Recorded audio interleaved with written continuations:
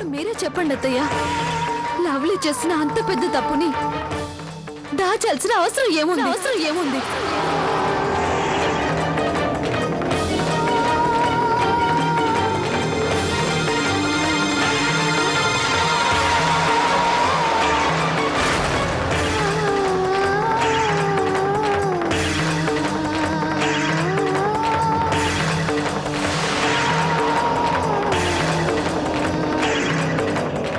అత్తయ్య గారు, నేను లండన్లోనే పుట్టి పెరిగాను. అయినా మీ ఇంటి కోడలుగా వచ్చిన క్షణం నుండి మీరు పెట్టిన రూల్స్ అన్నిటినీ ఫాలో అవుతూనే ఉన్నాను. అయినా మీరు నాకంత కఠిన శిక్ష వేశారు, అది కూడా నేను లవ్లీకి సరిగ్గా ట్రైనింగ్ ఇవ్వలేకపోయానని. ఇందులో నా తప్పు ఏమాత్రం లేదు కదా అత్తయ్య. ఈ లవ్లీ మారాలని కోరుకోలేదు, నా నుంచి ఏది నేర్చుకోవాలని అనుకోలేదు. ఇంకో మాట అత్తయ్య గారు, మేము వచ్చిన మొదటి రోజు నుంచి మీ రూల్స్ అన్నిటినీ పాటించమన్నారు. మరి ఈ లవ్లీకి ఇంత అలుసు ఎందుకు ఇచ్చారు?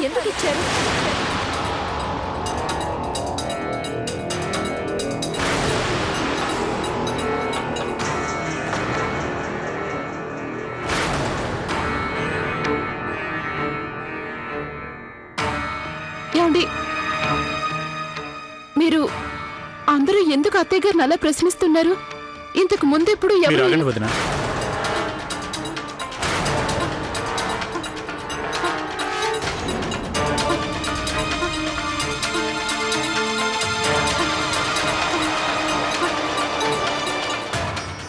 ఈ రోజు మా ప్రశ్నలకు జవాబు తెలియాల్సిందే.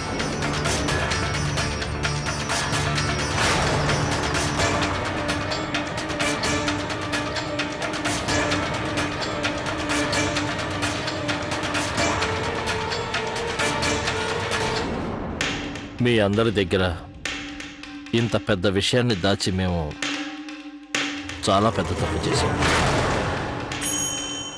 ఎందుకంటే జరిగిన ఆ సంఘటన మా కళ్ళ ముందే జరిగింది. ఆ సమయంలో మీ అత్తగారి నిర్ణయం కరెక్టే అనిపించింది.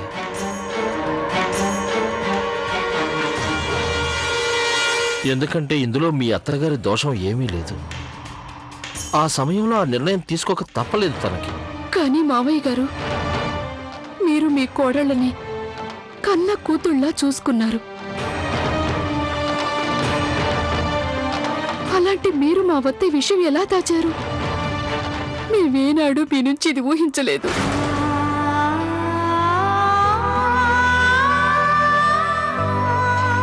మీకు బాగా తెలుసు, నిశ్చితార్థం అయిన తరువాత కార్తీక్ మా పుష్పని పెళ్లి చేసుకోను అన్నప్పుడు నా పుట్టింటితో నా బంధం పూర్తిగా తెగిపోయిందని.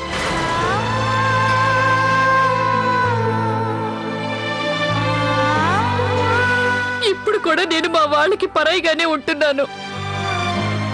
అన్నీ తెలిసి మీరు కూడా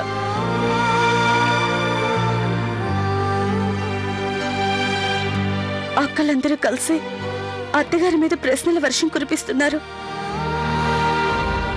కార్తీక్, నువ్వే ఏదో ఒకటి చెయ్యి.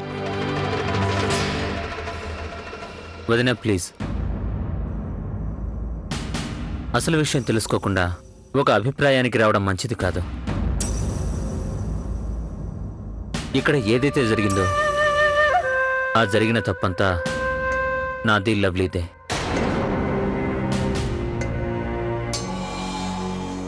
మీరు మా అమ్మని దోషిగా నిర్ధారించకండి. ఒక్క నిమిషం కార్తీక్.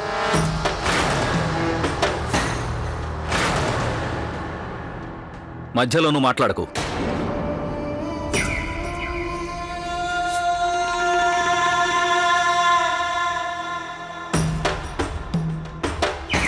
అమ్మా, ఈ ఇంట్లో మేమందరం మీరు పెట్టిన ప్రతి నియమాన్ని ఇప్పటి వరకు పాటిస్తూ వచ్చాం. ఇక నాకైతే మీ నోటి నుంచి వచ్చిన ప్రతి మాట శిలాశాసనమే కదా.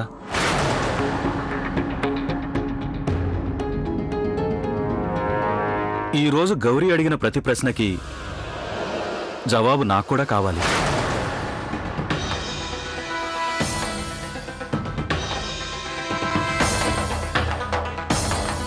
మీరు ఎప్పుడు ఎలాంటి నిర్ణయం తీసుకున్నా మాకు చెప్పేవారు. అలాంటి మీరు ఇంత పెద్ద విషయాన్ని మా నుంచి ఎందుకు దాచారు? మీరు ఒక్కసారైనా ఆలోచించారా? అసలు నిజం తెలిస్తే మా మనసులు ఎంతగా గాయపడతాయో. ఎందుకమ్మా?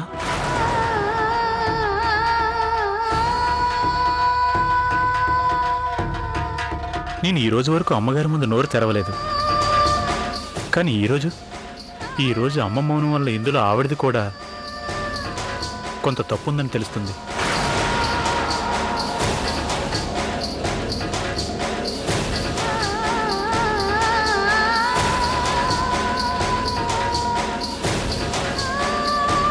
అవునమ్మగారు, ఆది చెప్పిన మాటల్లో నిజం ఉంది.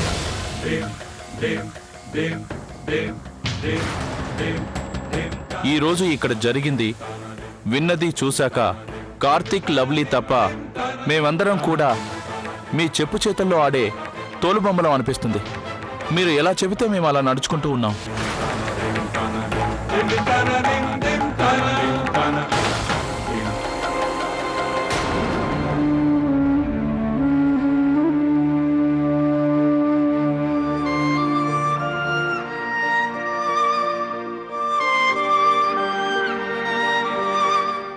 అక్క,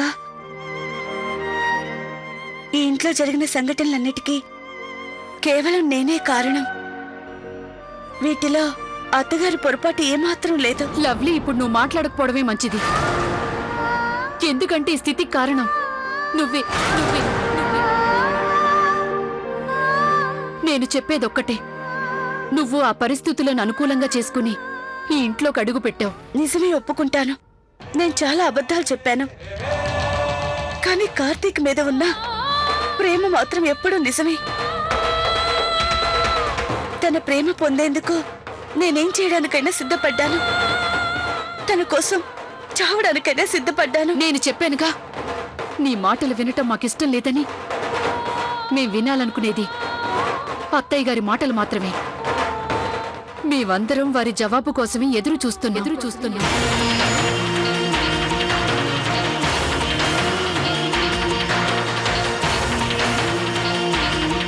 నేను ఈ సమయంలో ఎవరికీ ఎలాంటి జవాబు ఇవ్వలేను. ఒకవేళ మీ అందరి మనసుల్లో నా మీద గౌరవం, ప్రేమ ఏమాత్రం మిగిలి ఉన్నా నాకు కాస్త సమయం ఇవ్వండి. అప్పుడు నేను మీ అందరికీ వివరంగా చెప్తాను.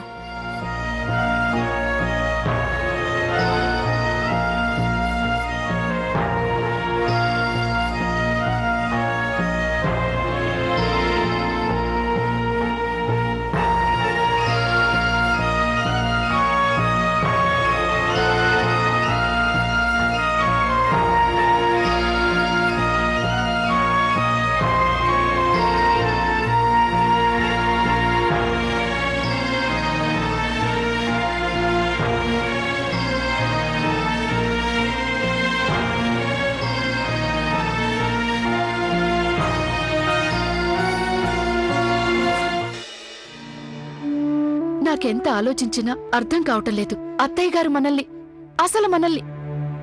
గౌరక్క, కూర్చోండి, మనసు పాడు చూసుకోకండి. నిజానికి ఈ మాటలన్నీ విన్నప్పుడు మాకు బాధ కలిగింది. కానీ మనకి నిజానికి తెలియదు అత్తగారు అలాంటి నిర్ణయం ఎలాంటి స్థితిలో ఎందుకు తీసుకున్నారనేది. అంటే నీ మాటలకు అర్థం ఏంటి మీనాక్షి? అది గౌరక్క, నా మాటలకు అర్థం ఏంటంటే మనమంతా ఒకసారి ఆలోచించాలి. అది అత్తగారి సంబంధాన్ని ఒప్పుకోవడానికి వెనుకున్న కారణం ఏంటి అని. పైగా ఆ అత్తగారు తనని కోడలుగా ఎందుకు ఒప్పుకున్నారు అని. మీనాక్షిక, నాకు తెలిసినంత వరకు ఈ సంబంధానికి ఎలాంటి వాల్యుబుల్ రీజన్ లేదు. అవునక్క, మనం ఆలోచించాల్సింది ఏంటంటే అత్తగారి నీతి నిజాయితీ విషయంలో ఎలాంటి తిరుగు లేదు. అలాంటి ఆవిడ తెలిసి అబద్ధాల కోరిని కోడలుగా ఎలా తీసుకొచ్చారు? అదేంటంటే అక్క, నాకు విషయం చెప్పండి. అత్తగారిని మీరు ఈ విషయంలో ఒక్క ప్రశ్న వేయలేదెందుకు? మీరు మర్చిపోయారా? పాపం లక్కీ టీవీ చూసినందుకే వాడికి ఎంత కఠినమైన శిక్ష వేశారు. మీరు ఇంకొక విషయం చెప్పండి అక్క. మాకు తెలియని నిజం ఏదో మీకు తెలుసుండాలి.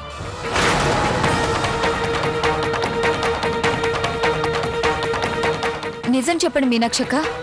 అది గౌరక్క, నిజానికి నాకు ఆ అత్తగారిని ప్రశ్నించేంత ధైర్యం నాకు ఏనాడు లేదక్క. అంతే.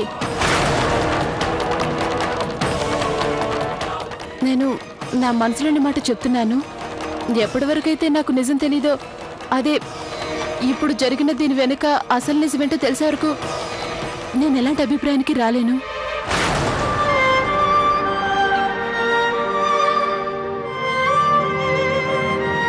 అవునండి.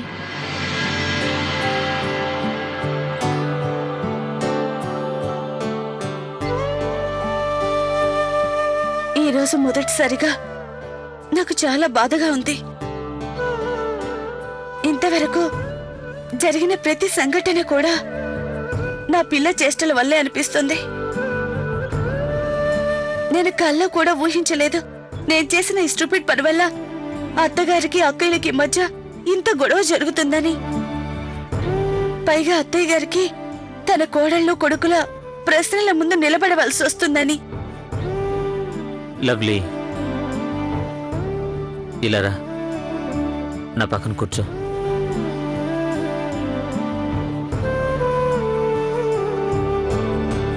చూడు లవ్లీ, ఇక్కడ ఏదైతే జరిగిందో అందులో ఏ ఒక్కరి తప్పు లేదు. అమ్మ తన స్థానంలో తను కరెక్టు, అలాగే నువ్వు నీ స్థానంలో. ఇక ఈరోజు నేను ఆఫీస్ నుంచి రాగానే అమ్మతో మాట్లాడతాను. ఈ జరిగిన సంఘటన ఏదైతే ఉందో దానివల్ల మా అమ్మ మనసు ఎంతో గాయపడింది. ఆవిడ ఎంతో కుమిలిపోతుంది.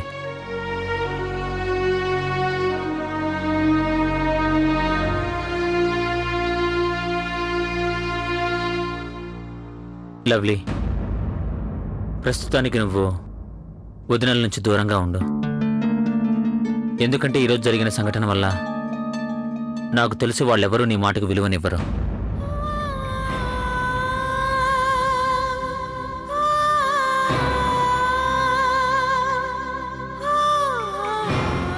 లేదు, నేను ఇలా నోరు మూసుకొని కూర్చోలేను.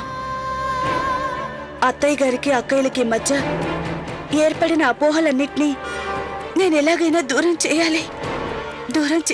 నేను చేసిన ఒక్క పొరపాటు నా కోడళ్ళు నన్ను ప్రశ్నించే స్థితికి తీసుకొచ్చింది. లేదు కౌసల్యాదేవి, నువ్వెందుకంత బాధపడుతున్నావు? నువ్వు నీ కోడళ్లతో మాట్లాడు, జరిగిన విషయాన్ని వివరంగా చెప్పు. వాళ్ళు నిన్ను అర్థం చేసుకుని తప్పక నీతో సహకరిస్తారని నాకెంతో నమ్మకం ఉంది. లేదండి, ఈరోజు జరిగిన సంఘటన వల్ల నాకు అర్థమైందేంటంటే నా కోడళ్ళని నేను తక్కువ చేసి చూశానని.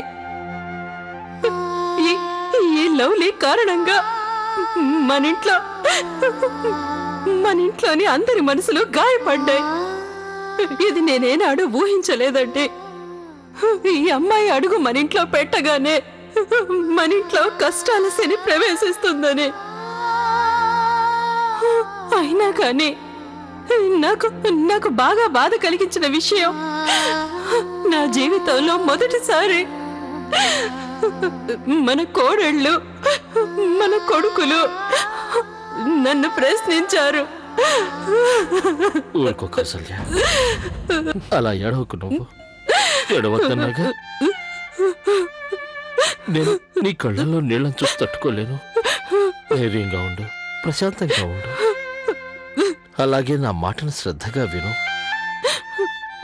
నేను నీతో మళ్ళీ చెప్తున్నాను, ప్రమాణం చేస్తున్నాను, ఈ లోకం మొత్తం నీకు ఎదురు తిరిగినా నేను నీకు తోడుంటాను. నేను నీకు అండగా ఉంటాను. అలాగే ఉంటాను ఎప్పటికీ.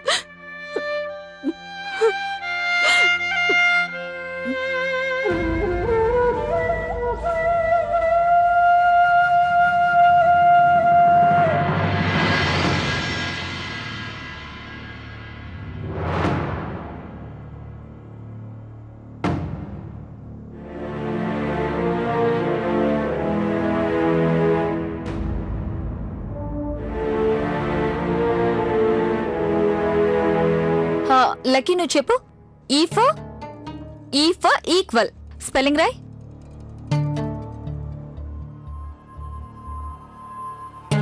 డాగ్. గుడ్. అక్క, పిల్లలకి చదువు చెప్పడంలో నేను మీకు హెల్ప్ చేయనా? No thank you. నాకు నీ నుంచి ఎలాంటి హెల్ప్ అవసరం లేదు. కానీ మేము లవ్లీ చిన్నమ్మ దగ్గరే చదువుకుంటాం. నోర్మస్ కాను.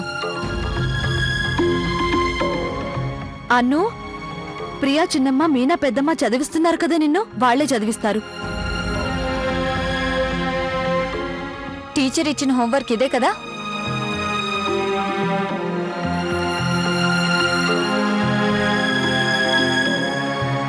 అక్క, నేను మీకు హెల్ప్ అవసరం లేదు. నీ తీయటి మాటలతో వల్లో వేసుకోవడానికి ప్రయత్నించుకో. ఎందుకంటే నీ నిజ స్వరూపం మాకు తెలిసింది. ఈ ఇంట్లో నీ గురించి నిజం తెలిస్తే తుఫాన్ వస్తుందని ముందే తెలిసి మాతో నువ్వు తెలివిగా నడుచుకున్నావు. ఇంకా ప్రళయం సృష్టించకు. ప్లీజ్ అక్క, నన్ను ఒంటరిగా వెలివేయకండి. నేను చేసిన తప్పులకు దయచేసి నన్ను క్షమించండి. అక్క, నేను నిజం చెప్తున్నాను. నా పనుల్లో ఎలాంటి పన్నాగం లేదు. నేను నిజంగా కార్తీక్ను ప్రాణంగా ప్రేమించాను.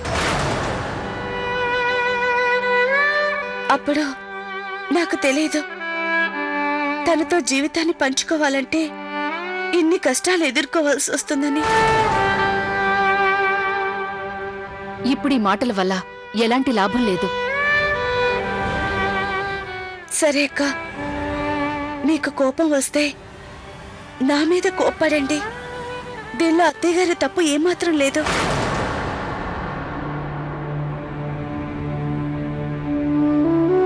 అత్తయ్య గారు మొదటి నుంచి నన్ను ద్వేషిస్తూనే ఉన్నారు. అయినా తప్పనిసరి పరిస్థితుల్లో మాకు పెళ్లి జరిపించాల్సి వచ్చింది. తన కోడలుగా చేసుకోవాల్సి వచ్చింది.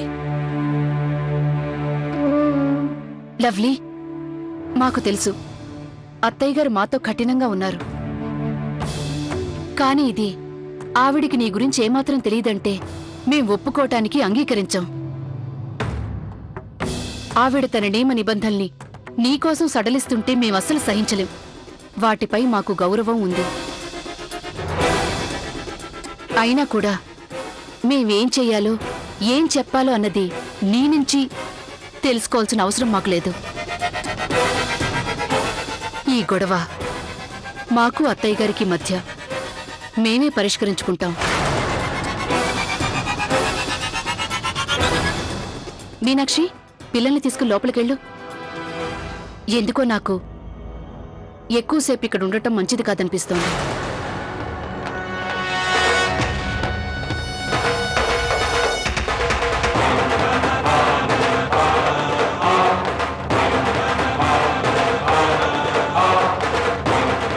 ఏ లవ్లీ, వీళ్ళ అలకల కోపాల గురించి నువ్వెక్కువగా ఆలోచించుకు. అందరూ బాధలో ఉన్నారు కదా, అందుకని బహుశా.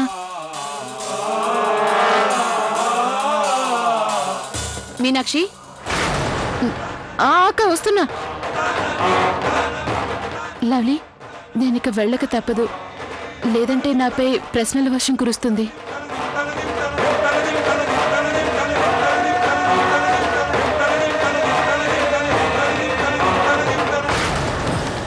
ఇంట్లో పరిస్థితి చక్కబడేదాకా నేను ప్రయత్నిస్తూనే ఉంటాను.